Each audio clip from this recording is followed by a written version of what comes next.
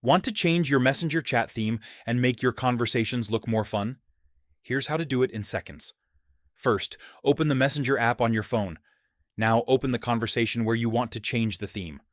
At the top of the screen, tap on the person's name or their profile picture. This will open the chat settings menu. Scroll down until you see theme.